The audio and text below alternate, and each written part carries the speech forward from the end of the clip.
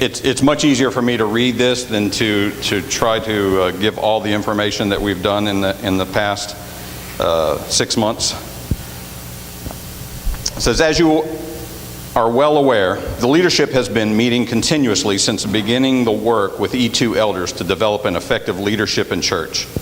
Through this process, we have questioned, analyzed, evaluated, and dreamed of the many aspects of a healthy church. This was all in preparation to strengthen and develop a new vision and direction for PACC. After deep and prayerful study and reflection on God's calling of the church to reach and save the lost, as in Luke 9:19, to bring the good news to Christ to all corners of the earth, as in Mark 16, and to be salt and light in the community, as in Matthew 5. The leadership is unanimously recommending that the future of PACC lay in merger with Tomoka Christian Church. The potential and possibilities of our outreach in this direction are overwhelming. This decision did not come easy. We fully understand the meaning and the effect that this will have on each of us. However, as the appointed leaders, we are called to shepherd the flock. This has been prayed over continuously by so many in places far and wide, and right here amongst all of us. Many of us throughout the congregation have prayed that PACC be God's church, to be effective, and to be that beacon. We fully believe that God has closed many doors and opened new ones to guide us to this direction. So what does that mean? Over the next month, we will go through an exploration process with a 4-week series to explain how unification in the body works in an opportunity like this. We've invited Cord Bear, who is the executive pastor of Tomoka Christian Church, here today. Cord is here to explain briefly and meet with you after the service today on what that process means to all of us. Cord. First of all, I wanted to say on behalf of the leadership at Tomoka and the leadership here, Chet and the crew, that it's an honor to be here. Very, very grateful to be asked to come and to meet with you all. So basically, what Chet said is what we want to do as well over in Ormond. Tomoka Christian Church wants to partner with Plymouth Avenue to explore the possibility of us becoming one church in multiple locations. We already have a campus in the Palm Bay community as well, and so we would look forward to this possibility. We know that God's desire is for His church to grow, to reach more people, and we want that as well. And so what we're asking you to do is to be a part of this journey. I'll come on July the 15th, and then for the next 4 weeks, we'll just sort of walk through from scriptural point of view what that looks like for Tomoka Christian Church, and hopefully answer your questions along the journey. Because at the end of the day, it doesn't matter what my desire is, it doesn't matter what Chet's desire is. Ultimately, these things are going to need to be a mutual decision between two local churches. And so we're going to ask you to be a part of that journey along the way. And like Chet said, after the service, I'll come back up front. And if you want to hang around and just ask some cursory questions about what this looks like, I would be more than glad to take the time to answer those for you. Thank you. Michael, would you? Sure. If you would be standing, we're going to close with a word. All right. Part of what we wanted to do today is to just give you an opportunity to ask some cursory questions in regard to what we're talking about. We'll explore in detail over the next several weeks what this looks like in practicality. But I wanted to give you all an opportunity to ask your initial questions that you had about this, so that going forward you'd have a sense of understanding or comfort. So does anybody have any questions they'd like to ask?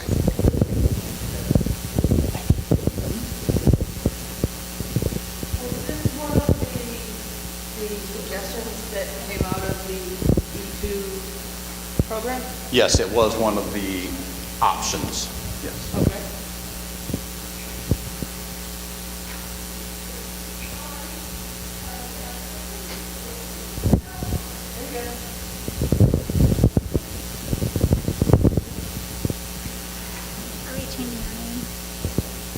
Yes. We will become Tomoka Christian Church. Yes, our question was, will you change names? And the answer would be yes. It would become one church, Tomoka Christian Church, operating in 3 different communities.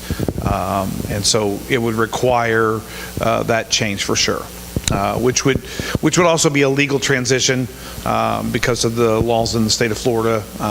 The 501c3 that Tomoka Christian operates under would be the one that this would operate under as well, under the same name. All the employees would be Tomoka Christian Church employees, and so that's the way that would work. And so let me just give you a couple of information, that way maybe it will spark a question or two. The campus will stay. One of the questions we got earlier was, what will happen to the campus? The campus will stay here. We want this to be a base of operations for what God's going to do here in the city of DeLand, and so we'll keep the campus. The name will change to Tomoka Christian, as well as the signage, the logo, those kind of things. They will all come as a part of that transition.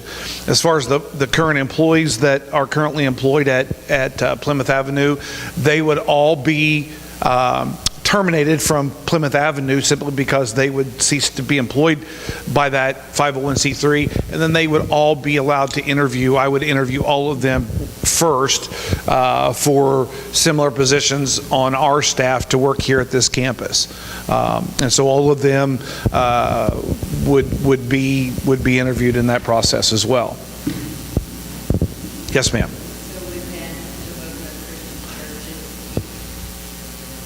Yeah. Yes. Yeah. And just, listen, and that's a legitimate question. And so, we're not interested in owning the property. We could care less about that. What we care about is same thing you guys care about, which is seeing people come to Jesus. That's what we care about. Legally, it wouldn't work otherwise, and so, the property would be deeded over in that process under Tomoka Christian Church's legal incorporation. Yeah.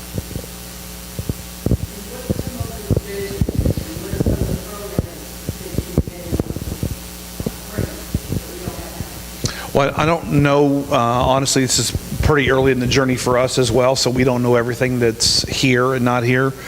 In the book of Acts, there was a big contention between Jews and Gentiles, because as the Gentiles began to come to Jesus, there was a huge debate among the Jews that they should be circumcised and be required to follow the law. The Jerusalem Council was called, and they had a huge debate over what to do. And finally, they came to this conclusion in Acts 15. And here's what James said. James said, let's not trouble. Let's not make it hard for Gentiles who want to turn to God. And that verse is Tomoka's theme verse. We don't want to make it complicated for people. As Ben said this morning, it's free. It's a simple process, and yet we've complicated it to death. And so here's Tomoka's vision statement. We exist to make it hard for people to go to hell from this generation.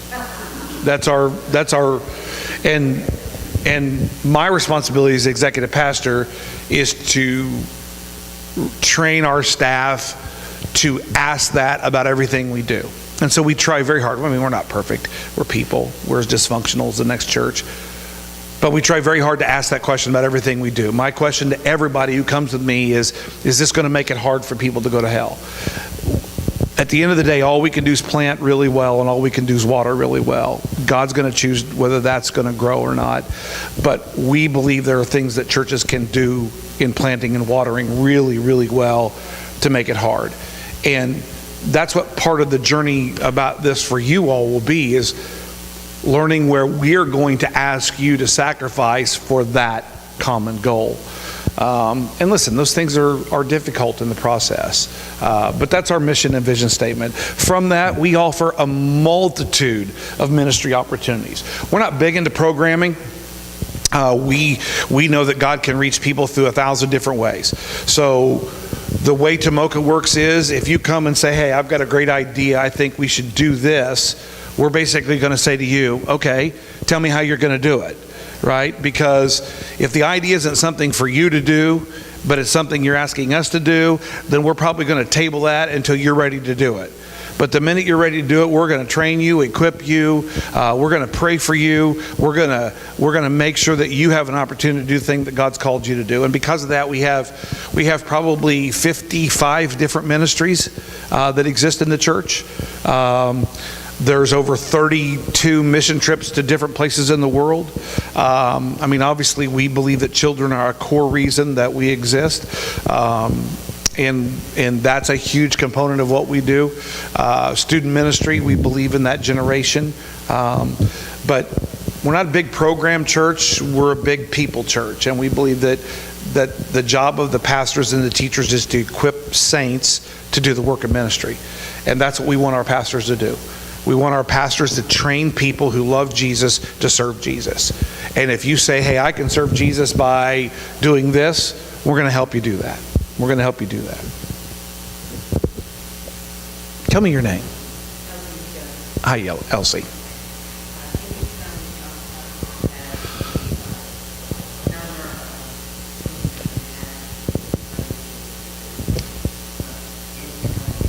Yeah, we don't have Sunday school. We don't call it Sunday school. We have a children's program that exists on Sunday morning that ranges from nursery all the way up to 5th grade. So they have those broke down. But we average on the Ormond campus right about 400 children.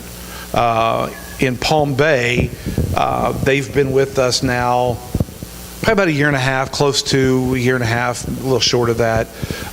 When we first started down there, they had 12 children. They now have 70.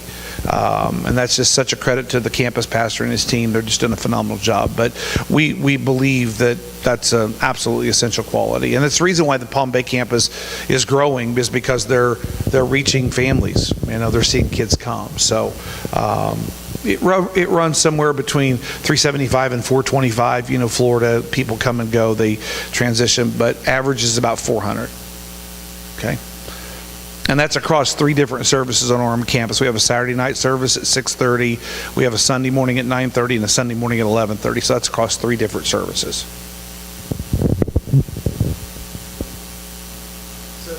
Tell me your name. Sorry.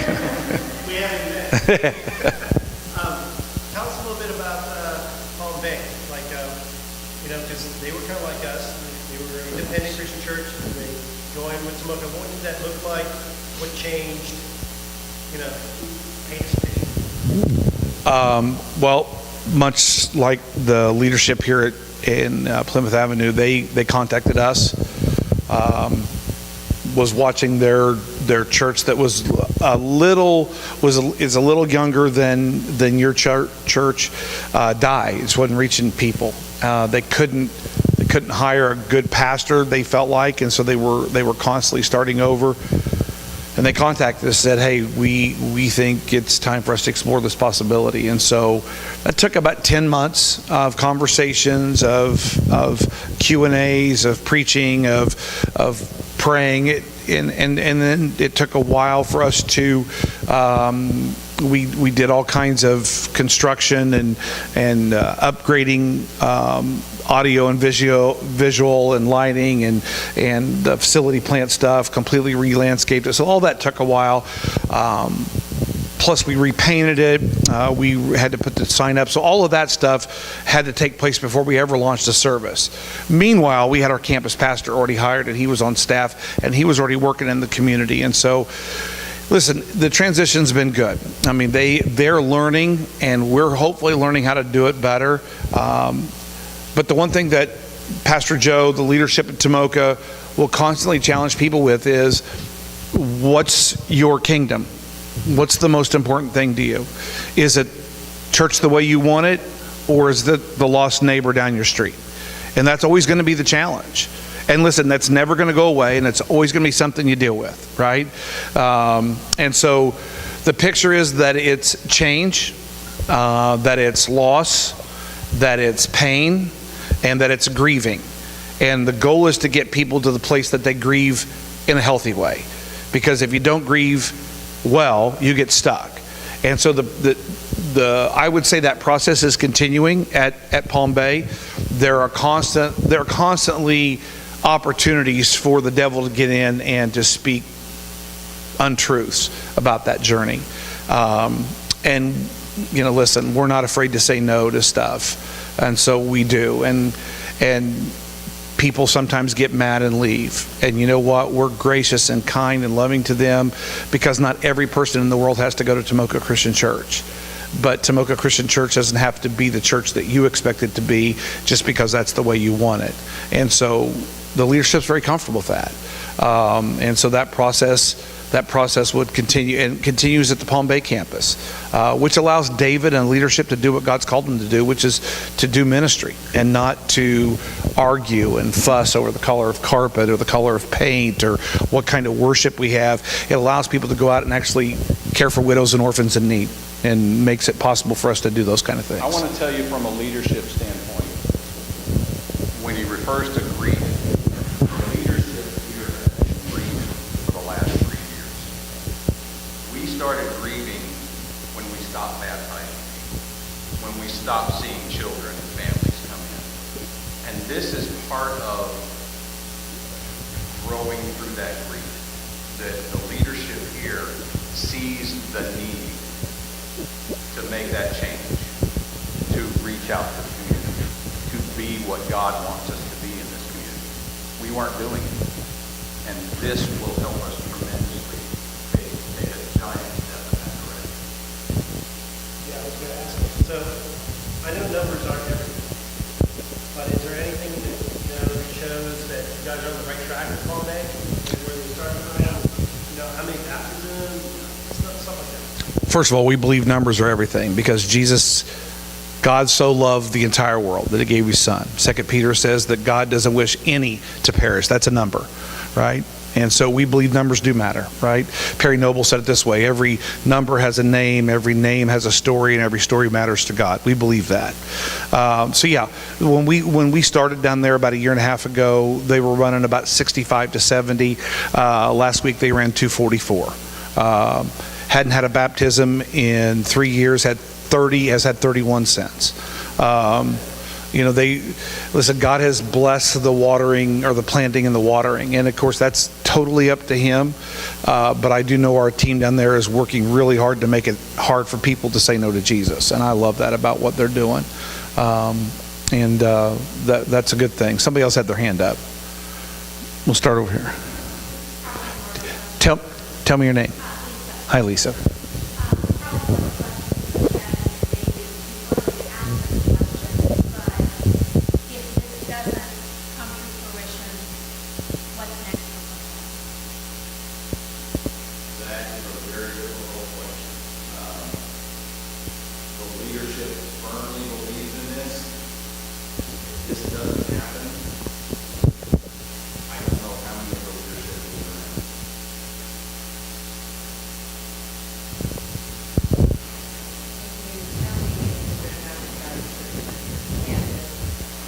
Pastor.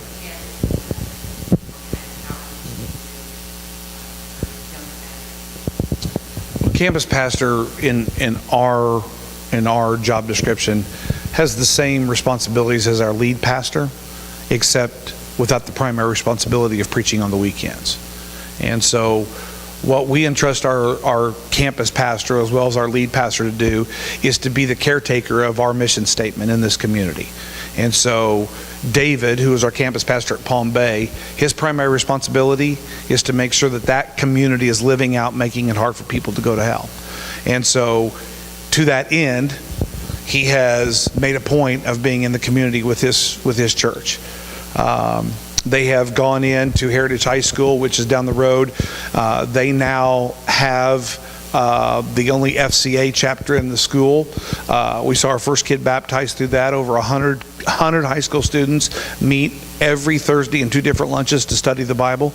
We have adopted a foster home in that community. We started a food pantry that now feeds over 487 families last month. David is constantly in the community working with the schools to make sure that's done. We've had movie night at the park for families. We've had families with disabilities, with children with disabilities night at the park. We do what's called Trunks for Treat on our campus. We've done all kinds of things in that regard. So there's a multitude, and again, it depends upon the community, right, and our campus pastor. And so David is a go-getter, right? He is starting a shelter, raising $10,000 in Palm Bay to start a shelter for homeless people when it's cold. It's called the cold shelter. And so David believes that, most importantly, that the church's job is to take heaven and bring it to earth so we can take earth and bring it to heaven. He's doing a great job. And again, we want to empower him to do that. We want to make sure that he has the resources and the time and the ability to do that. And so he won't have as his primary responsibility this stage. We would rather his stage be the city of DeLand and the community, and not here. Pastor Joe's more than capable of doing that, as well as some of the other pastors on our team. And so our campus pastor would be the shepherd of this flock, but primarily from an employee perspective, his job is to caretake our DNA. And so he has to raise people up to do that.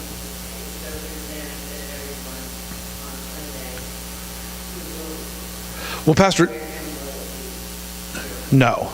Pastor Joe will be the primary communicator, primary preacher. It will be video content. And again, this would only be our second venture into it. We don't know if the video is a long-term solution. We don't know if it works long-term. We don't know if ultimately Palm Bay's campus or this campus would need a live teacher. We don't know, but we're open to that. But we do know that when we start, we would be video. And so Joe would be the primary communicator here through the video content. He will speak here probably 3 to 4 times a year. And then our campus pastor will probably speak anywhere from 6 to 10 times a year here as well. And so probably my guess is about 14 to 15 weeks there'll be live speaking, and then the other 37 would be through video. Live worship. The worship would be live here as well. We don't know. We play that by ear. We just don't. Oh, absolutely. I mean, we went into the Palm Bay campus with the idea that, listen, if the Lord decides to raise that church up to be independent so it can do for another church what we did for them, we'd be fine with that. We just want healthy churches in the state of Florida. The Christian church is dying in the state of Florida, and we want to reverse that. And here's what I know about Tomoka. Tomoka has a good enough leadership and a good enough process that we can help unhealthy churches get healthy. We just know that, and we believe that. And if that means we stay with them as a campus, great. If we don't, we're good with that too, because we just want to see healthy communities of faith all over the state of Florida. I mean, the population in Florida is exploding. It's crazy. St. Johns County is the single fastest growing county in the United States. That's in our county, or in our state. So we just know that we're losing the fight, and we want to try to make a dent in that. So if this lasts 5 years, 20 years, if it never takes place, we just know now we have a partnership that we can try to help, where we can.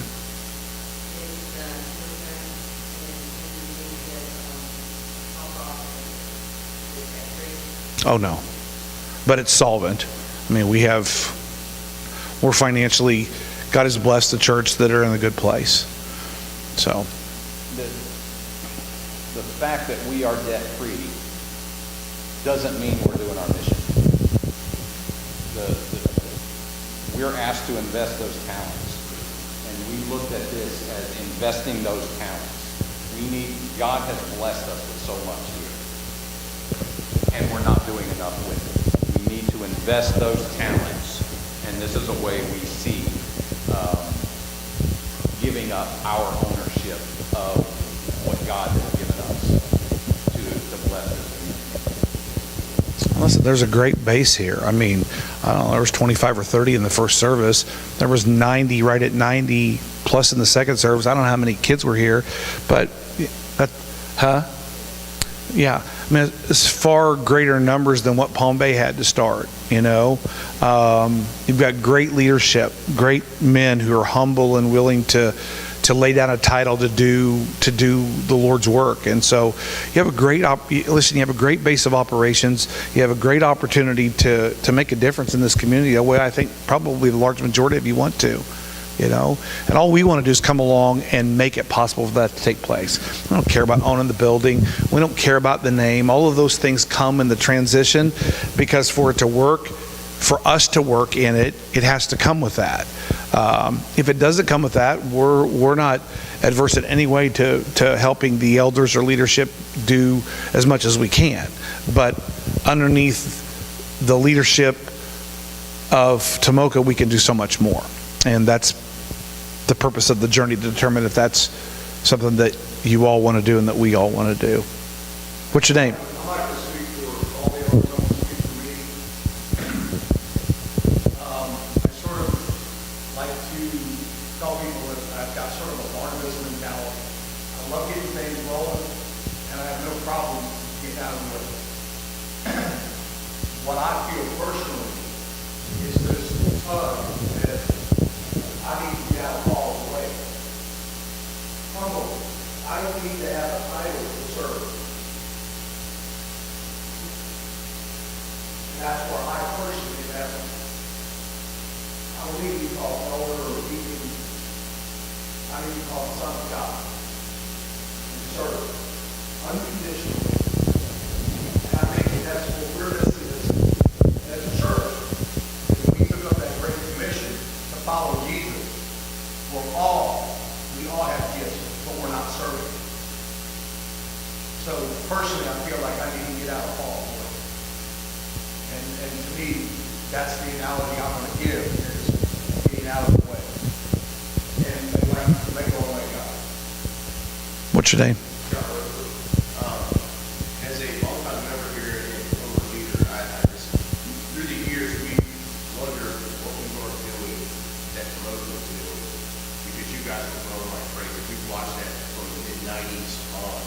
And I just want to thank you guys for taking us under your wing and looking at doing that, because I've seen what you guys have been doing over the years that they're making, and I've always wanted that here, and I really know that that's the plan that we do go with. I just want to thank you for the announcement of the time. Can we just leave on that? That's pretty positive. No, thank you. Well, listen, we're honored to be here, and truly just trying to figure out what the Lord's will in this process is. And I went to school with Joe. Joe and I went to Bible college together. We were best friends in school. He stayed on the straight and narrow, and my life took a different path. I lost my son after graduation. My wife left the day of the funeral and never came home. I was preaching at a church. They fired me a week later, and then a week later I was homeless. And that sort of began a 7-year journey of me away from the church. Angry. My dad died the next year. And I was just angry, mad, frustrated.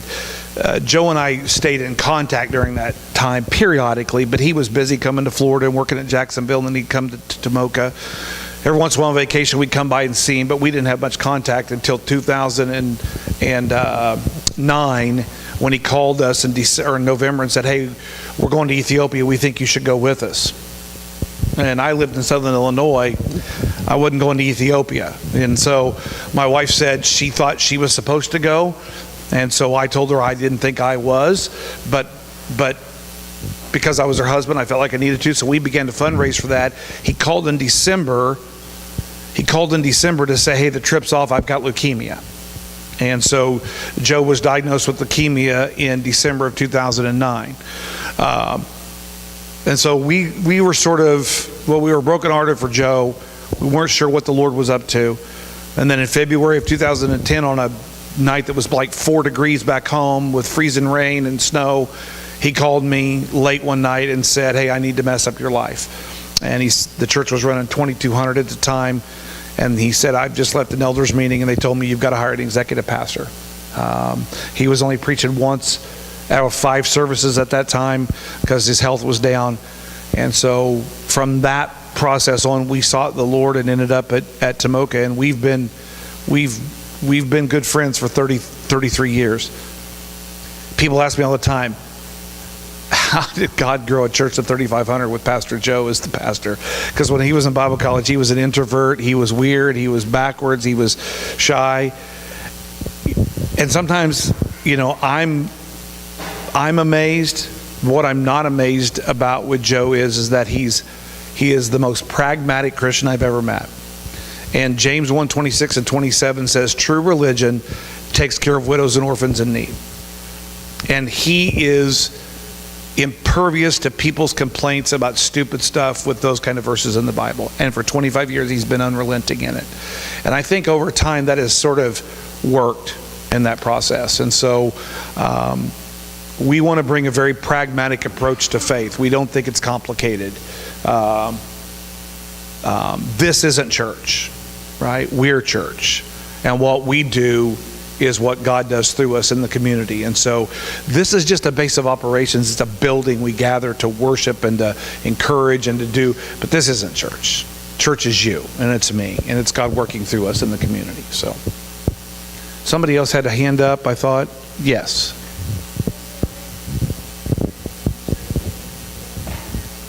They didn't have any staff. When we got down there, they were devoid of any staff other than a part-time facilities person. And so we started from scratch down there. So again, Ben and Michael and Billy will all be interviewed first without competition from other people. But just like with any business, they will be interviewed and then they will be decided on. So just because they're here, and unfortunately it just doesn't work that way, just because they're here doesn't mean they're immediately guaranteed a spot with Tomoka, but we certainly will make them a priority to interview for sure, if they want to. I mean, we may go through this and they're like, I'm not doing that. I don't know. But hopefully they will. Any other questions? Like I said, I'll be back July 15th to preach, and then I'll preach for 3 weeks. And then Pastor Joe will preach the 4th week. After each service, our hope is to have a Q&A. Because as we talk through this, you're going to have questions. And there's no bad question. There's no dumb question. And listen, this is your decision. I want you to know that. This is dumb. I'm never going to put pressure on you. I have no pressure to give you. I'm only going to be honest with you. 100% honest with you about what Tomoka does, what we believe, and how we do it. And then you get to decide. Okay, and we're going to be praying together through that journey. But I won't be dishonest with you about how we'll do it. And some of the things that you'll hear, you'll be like, I don't know if I can give that up. Those are the kind of questions you'll have to answer for yourself in the process. Okay. Anything else? Tell me your name. Okay.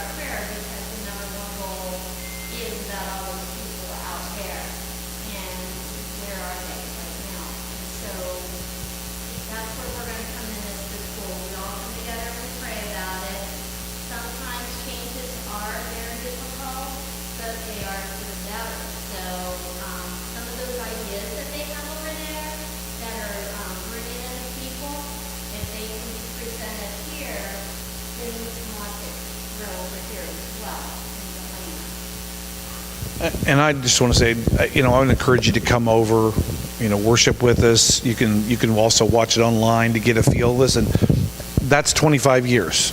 It's 40 years of working together for that. So